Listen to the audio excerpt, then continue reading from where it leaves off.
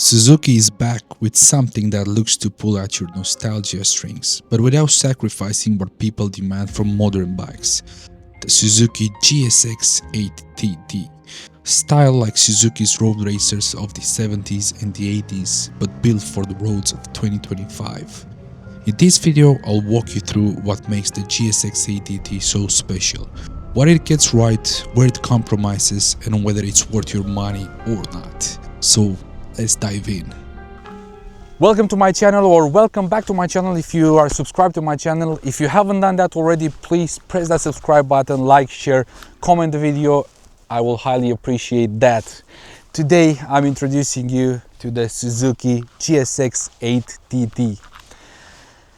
Day one, since I've seen those pictures, I fell in love with it. I really fell in love with it. Look at this. Vintage retro looks with modern, in a modern bike basically. 2025. Underneath we've got the power plant. It's a 776 parallel twin engine. It's basically on the same platform as the GSX-8R and the GSX-8S. I've tested the 8R. If you haven't seen that already, just go back one video, a couple of videos before, and you'll see that. So it's basically the same bike as the 8R and the 8S, but with different styling, different fairings, retro looks. As I was saying in the beginning of the video, Suzuki has tried to bring back some of the cafe racer, street racer bikes from the 70s and the 80s. And let's have a look at the bike. One thing that I really liked when I've seen the bike is this front fairing. And look at the headlight. I'm just gonna put the ignition on. Apparently they've done a lot of engineering in this headlight. An LED headlight.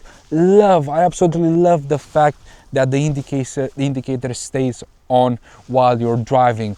And look at this beautiful headlight. We've got the flat bottom end here, and just this fairing like that. I mean, I was born in the 90s. I'm not like 70s and 80s, but I can't not appreciate these looks. It brings back those old movies with Arnold, with Terminator, with when people used to ride those bagger style bikes, and they used to have this front fairing with the small screen. Really beautiful. One more thing that I really like is the belly pan. I know not many people like to put these belly pans on their naked bikes. I'll switch the ignition on. We don't want to lose the charge in the battery. But I really do like this belly pan. I think it completes the look of a naked bike, and it adds even more to the character of this bike. Here we've got a different seat than the 8S and the 8R. This bike comes in two versions, 8T, I'm gonna put a picture on the screen now, and 8TT. The 8T, it doesn't have this vintage kind of looks, but it's still a retro bike, let's say, whereas the 8S is a more sportier naked bike. But yeah, look at this one. Look at the seat. Look at the stitching. Finally, somebody is coming with a proper seat. It's really soft. The back seat is soft as well. It's a tad small because the whole tail section is a bit small. But the seat is absolutely gorgeous, and I really like the stitching. The red color matches the red wheels and this painted red line here. In terms of fuel tank, we've got 16.5 liter compared to 14 point something, I can't remember exactly, on the 8R and the 8S.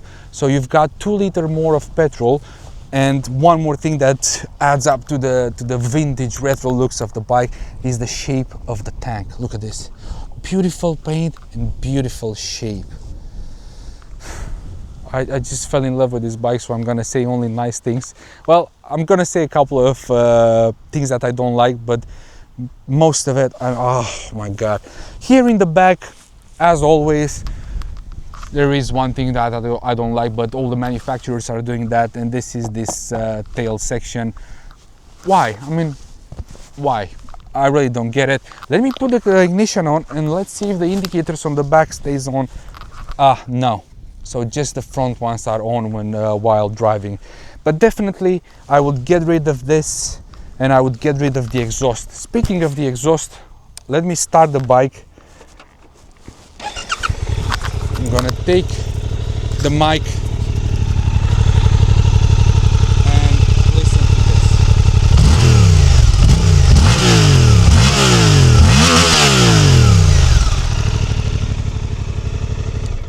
I mean, it's not a bad sound, but a different aftermarket exhaust, I'm sure that it will add up to the character of this bike a lot more. And here is where things are going mental for me, because the button mirrors, it's something that I always liked. And have a look how the whole view here while you're riding, it's I'm gonna put the ignition on again. TFT dash, as I was saying, and look at this white handlebar, this black paint of the handlebar. Not too many electronics on it, so we've got quick shifter, we've got rider modes, we've got traction control, but other than that, nothing else. We don't have any wheelie stuff, any engine braking management or anything like that, and no cruise control also.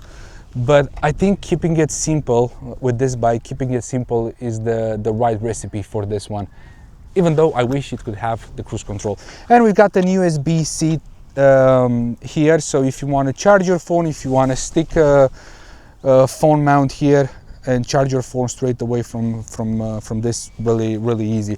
We've got KYB suspension, inverted forks on the front, 41 mil, monoshock on the back with preload adjustment only. When I was riding, I feel the need to put the preload up a couple of notches. I'm not sure where it's at now. Probably it's about let me have a look.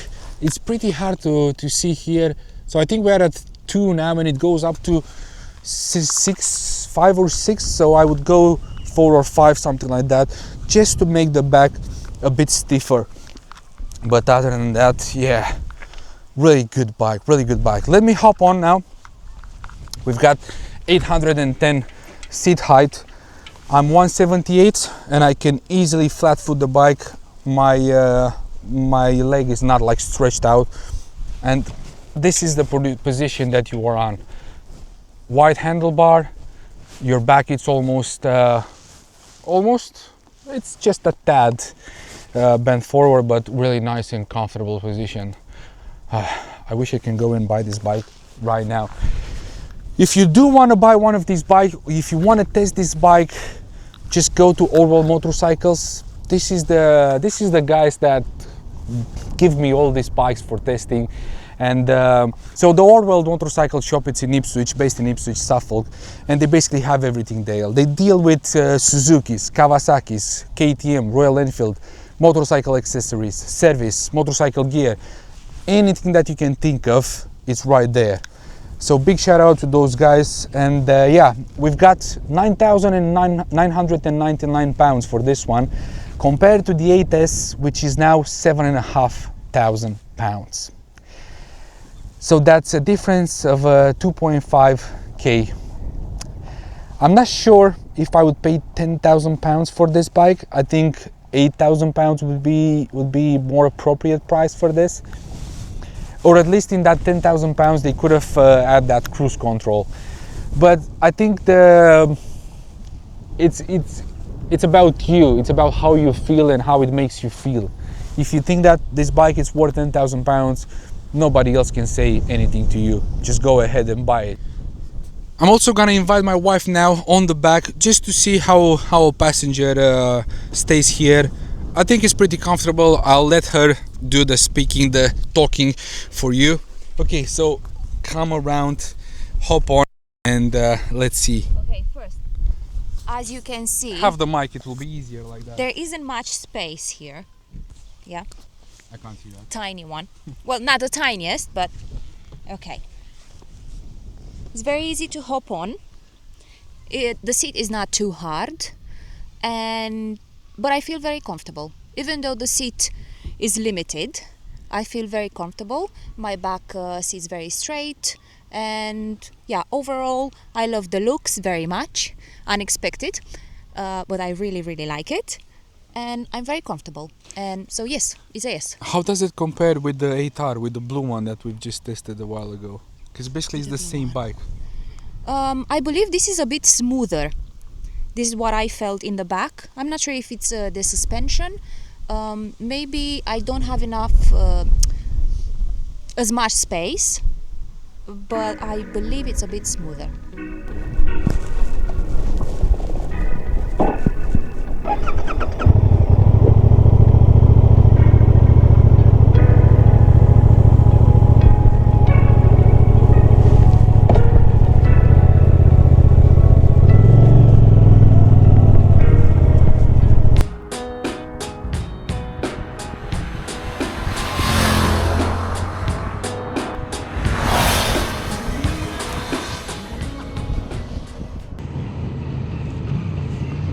Okay, let's take this baby out of town and see what she can do.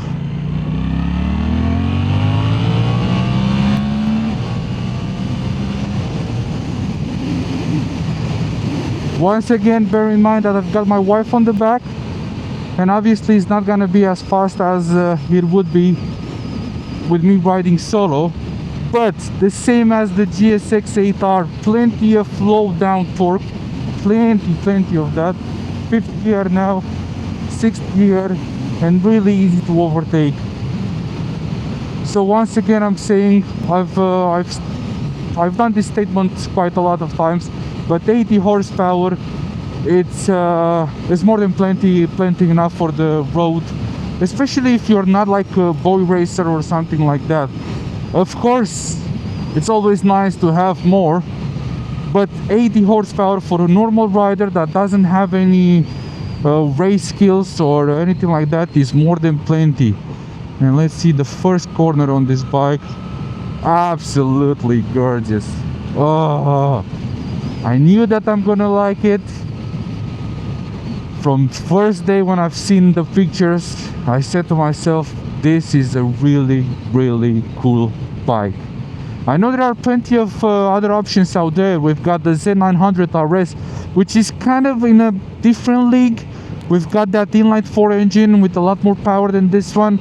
You've got the Yamaha XSR 700. You've got the Triumph Trident. There are plenty of other options out there, but this one looks so cool. I think it combines together that modern tech. So you've got the TFT dash, you've got the big tire 180 on the back, you've got LED lights all around with this retro vintage looks. I mean, this headlight fairing here, the belly pan. Well, we're gonna talk about this when we're doing the walk around. Now let's just try to enjoy as much as we can this beautiful bike. When I tested the Bear 650, I told myself that I really want one of those Bears. And this would be the first thing that I would do to the Bear, having the bar and mirrors. And I love the fact that Suzuki has installed these bar and mirrors from the factory. I think it adds more to that retro vintage look, and they work really good. I like these mirrors a lot better than those small antennas here. I really like them. Oh, really easy to lean it into a corner. Really easy. It just glides. The vibrations are not bad at all, to be honest. Fourth gear now. I think I felt a bit more vibration in the 8R than this one. Like, once again, really easy to overtake. And the brakes, man, the brakes. We've got Nissin calipers, I think. And the brakes, once again, really good brakes. I really don't know what they've done wrong with that GSX-1000 GT with the sport touring version of the Suzuki. I really don't know what they've done with that, but those brakes are pretty bad.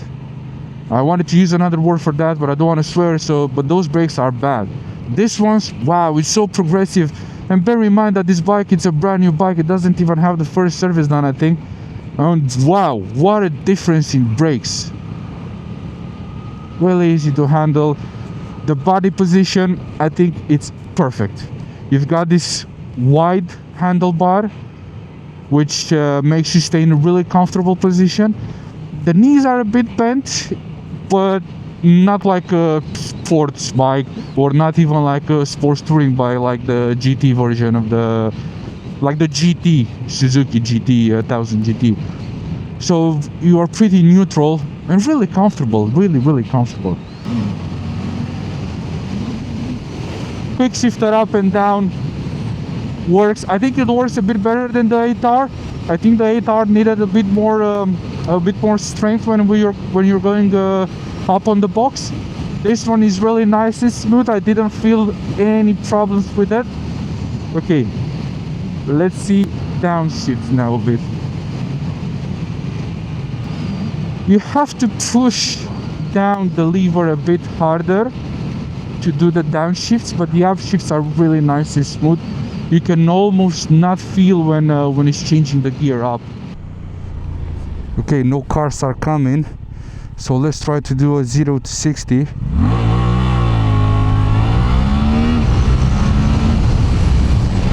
That was quick. That was quick. Okay, let's put the traction control back to 1. We're in power mode A. And yeah, it's a massive difference when riding solo compared to having somebody in the back. With this bike, I mean, in terms of power. So we've got 82.9 horsepower. Oh my goodness, the handling on this bike. Wow. Day one I knew. I'm going to love this bike. Quick shifter just needs a touch up and it's just going. It's just changing the gear.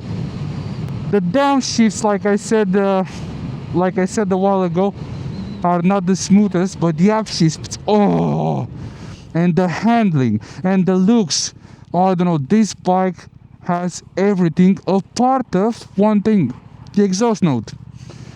I would definitely,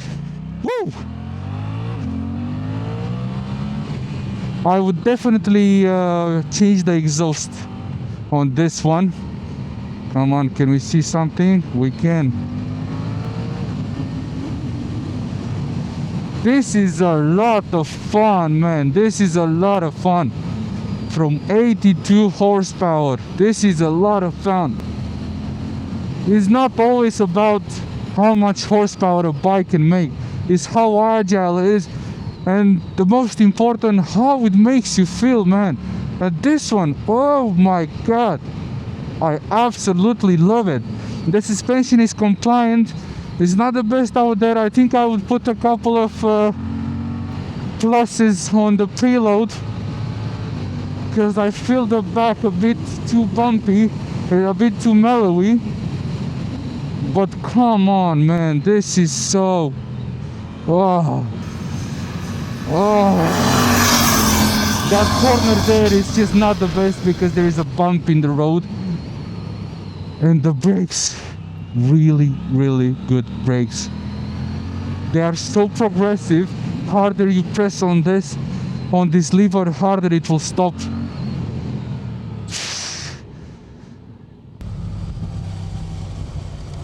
So let's draw a conclusion to this beautiful bike. Well, the highlights of the bike are definitely the retro looks. I absolutely fell in love with them, and please drop your comments down below and tell me what you think of the looks of this bike. To me, it just captured my my soul in it, because I absolutely enjoy and love the looks of this bike. And I think paired with this parallel twin engine, I think this duo, it's one of the best out there. There are plenty other choices in terms of retro vintage bikes, modern retro vintage bikes, and I haven't tested any of that, so I can't pronounce myself to that, but this must be one of the best out there, because it really offers a lot.